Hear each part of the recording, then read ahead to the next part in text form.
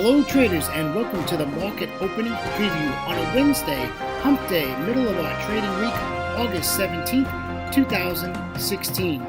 Traders, this is brought to you through FXCL Excellence in Trading. Please come visit our website at fxclearing.com for your trading solution. Traders, great to be with you, coming to you live from Thailand, currently 7:19 a.m. in the morning, the 2019 on Wall Street. There's a lot to talk about today. Had some data come out of New Zealand this morning. It's my morning here in Thailand.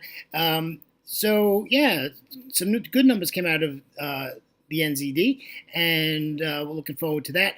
Charts look a little confusing today. Yeah, charts are going to be a challenge today.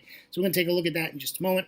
However, before we get started, let me introduce myself to you. My name is William Gilday. I am your moderator for the Market Opening Preview Series every single trading day before the London Open.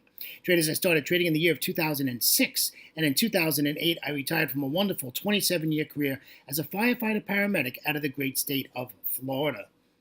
Traders, 9 days later, got on the Big Bird, came to Thailand to celebrate my retirement for 3 months. Well, traders, I'm in my 9th year, and I'm still here in Asia, still trading Forex every trading day.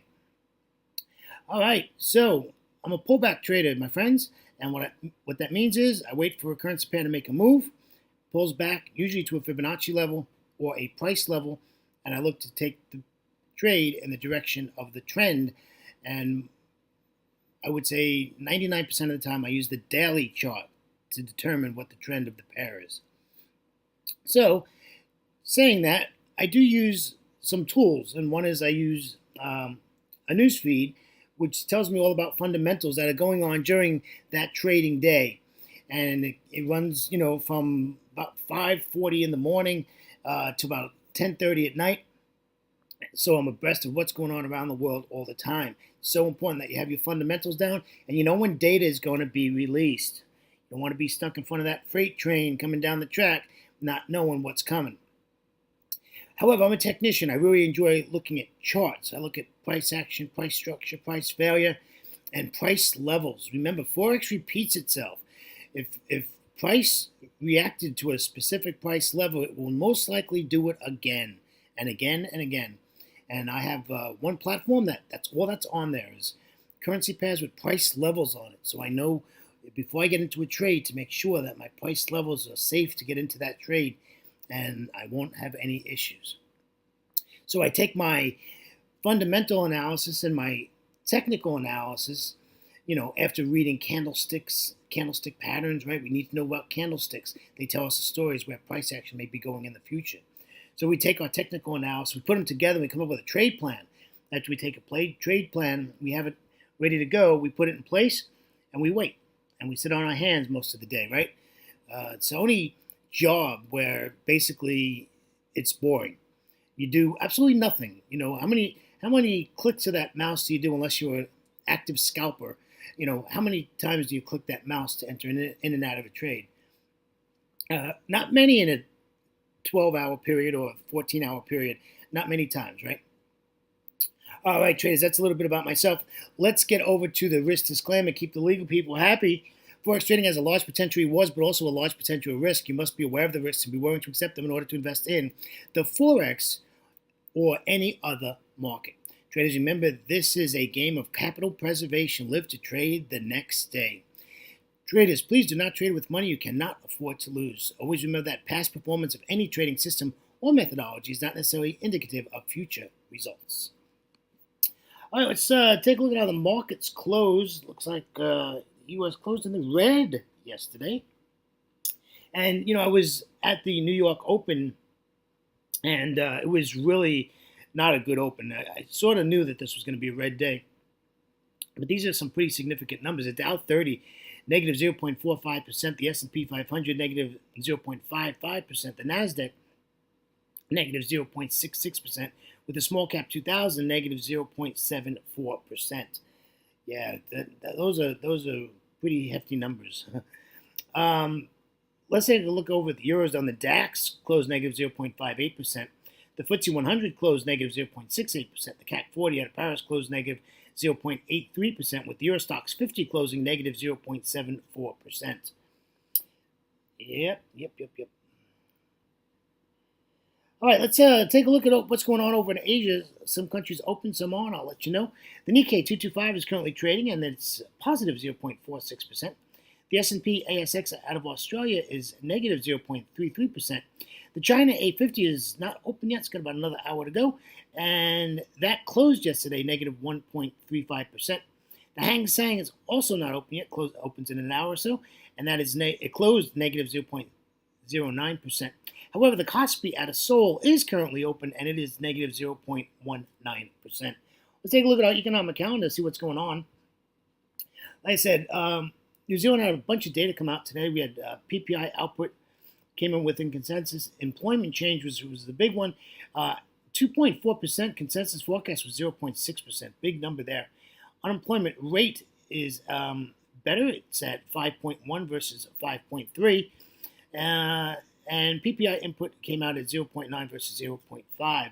So some good numbers out of the Kiwi. Glad to see. All right. In London session today, we have the Great British Pound Average Earnings Index. Comes out today. We have climate count change out of the Great British Pound also. So we've got quite a bit going on there. And let's see what we got going. Then, of course, normal is crude oil inventories.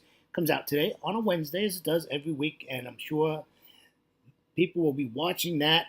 And then we have today, it's actually 1,400 hours on Wall Street, is going to be the FOMC minutes released. That should be a shaker and a mover as we get into that today. So we will keep an eye on that. Commentary is, yesterday was a pretty decent trading day. However, a lot of pairs have, switched direction. I think they're all corrections, and I expect them to continue, in their trend. However, it makes trading for today a little challenging. So it's going to be an interesting trading day today. Not a lot of data coming out today. I mean, we got enough to keep the price action moving, but not a lot of data coming out today. I think a lot of people are going to be waiting for that FOMC minutes, seeing if what's in the mind of the FOMC, and are they looking at an interest rate hike in September or December? So we'll keep an eye on that. Let's take a look at some currency pairs. Let's head on over to the euro dollar. The euro dollar, this made a move up yesterday, made a move down here in New York, and basically has gone sideways ever since. However, this 1297 with a 1300 level, right, a psychological level, all that good stuff. So we want to take that trade before that at 1297 to the downside, and we need this to pop up. And we don't want to be trading into the daily pivot point in the 55 EMA, which is significant support, especially the daily pivot point. If you look left of the chart, we're going to take the sell trade, and we're going to take it all the way down to the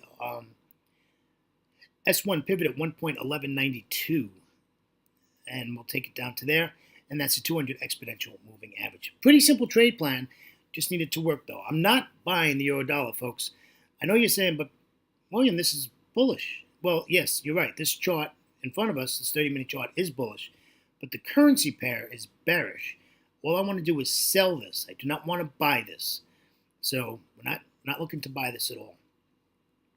I didn't mention in my commentary that oil is above $46 a barrel, and I'm expecting it to go to 50. That's my prediction. We'll see what happens. Here's a Great British Pound. Basically looks like the euro chart. However, 1.3053. We're looking to sell this. Basically, you can take a sell trade now. And we want to get out at the 200 exponential moving average at 1.2964. This is not a big trade, folks. It's like a 55 pip trade. Not a lot you can do. You got a lot of support there that you're going to have to fight through to get through that. If it breaks through that, you can take it down to the next level. I'm a price scaler, so I like to take parts of my position off as profits are made.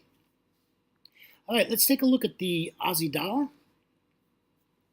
Nice move to the downside yesterday in the U.S. session. Data caused that. And now we need a pullback, right? We can't be trading right here. This is a mess. We got a lot of Forex junk, a lot of undecision candles here, and just not a good place to be trading. So I want this to pull all the way back to the 0.7740, which is the R1 pivot point, and then take this back down to where current price is at 0.7698. Pretty easy trade plan, but we just need price action to work. The worst that's going to happen is going to break through the 10, the 55, and the 200 and continue to the downside. And then it looks like you can put a trend line trade in on that if that presents itself. All right, let's take a look at the Euro Aussie, one of my favorites.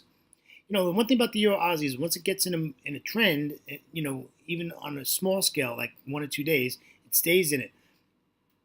However, I'm bearish on the Euro Aussie, but today's trade plan is to continue to the upside. I think this is going to continue upwards, so I'm looking for this just to come back down here, give us a bullish candle at 1.4637, and we'll just take it to the upside and see how it works. Just see what happens when you get to this 4651 area, and just see how price reacts, and if you want to continue the trade or you want to get out of the trade. I really don't want to. I don't want to buy this. I'm very bearish on the Euro Aussie. I want to sell it, but we have to, look at the opportunity and see how price action reacts and what it's reacting to. So we're going to stay on the sidelines for a little bit and wait, probably to about 90 minutes into the London session, and then we'll take a look and see what we're going to do with that. Let's take a look at the Euro Yen. Not much going on. Pretty much sideways price action. Moved a little bit yesterday. However, it's really not a pretty chart. Looking for this to pop up here to this 113.53 area. Again, the R1 pivot point, and then we'll take it all the way down to the S1 pivot point at 112.56. However, we can't do anything where current price is right now. We have a 200, a 10, a 55, and a daily pivot point all mingled together here, and it needs to go one direction or the other. But I just want to sell this. I don't want to buy the Euro Yen. Okay. All right, let's take a look at the New Zealand dollar. It did have its good moments there with data, and you can see the spike there all the way back up to that R1 pivot.